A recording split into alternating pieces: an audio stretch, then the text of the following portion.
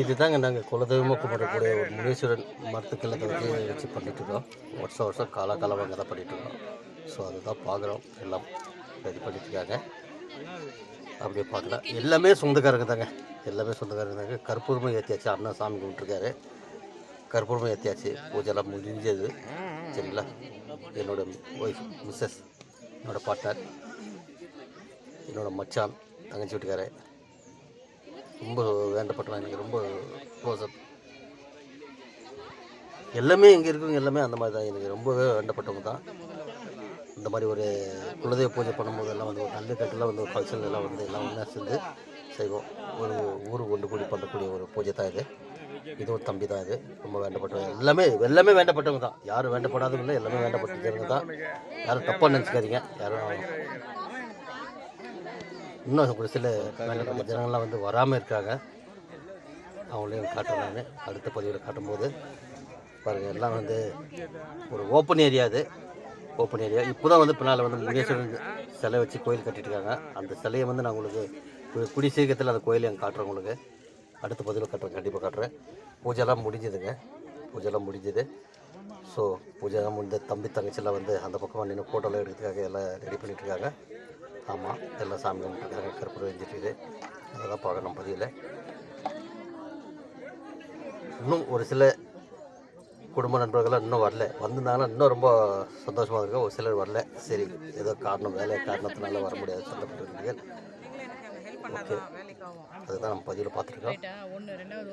நண்பர்களே, அப்படியே பார்ப்போம். பூஜையெல்லாம் முடிஞ்சது. அப்படியே ஒரு நிமிஷம் பார்ப்போமா?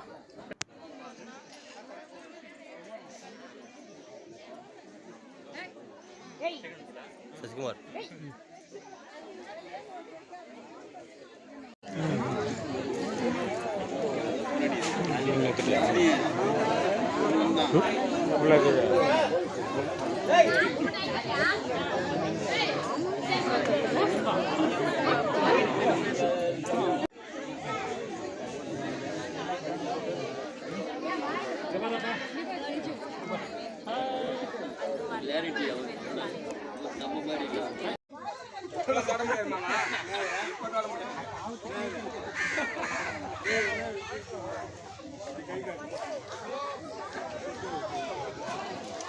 வருது.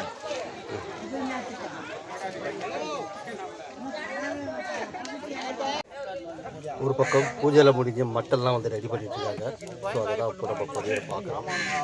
மட்டன் ரெடி பண்ணிட்டுருக்காங்க. இப்போது வந்து என்னென்னு பார்த்தீங்கன்னாக்கா, மட்டன் ஒரே அளவாக வச்சு அது வந்து பங்குன்னு சொல்லுவாங்க. உங்கள் ஊரில் எப்படி சொல்லுவாங்க தெரியாது. பங்கு வச்சு ஒரே அடையாக வைப்பாங்க. இதுதான் வந்து பங்குன்னு சொல்லுவாங்க. சரிங்களா?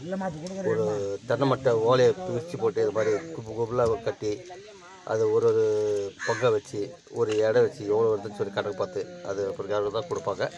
அதுக்கப்புறம் தான் நம்ம சாப்பாடும் செய்யணும், செஞ்சு சாப்பிட முடியும். அதுதான் பார்க்குற பதிவில். வாங்க நண்பர்களே. ஓகே ஃப்ரெண்ட்ஸ், சாப்பாடெலாம் ரெடி ஆச்சு. சாப்பிட ஆரம்பிச்சிட்டாங்க. ஸோ பதிவில் கடைசிக்கு வந்துட்டோம்.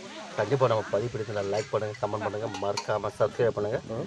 மீண்டும் அடுத்த பதிவில் சந்திக்க வரை உங்களோட மறுபடியும் உங்கள் நண்பன் 9%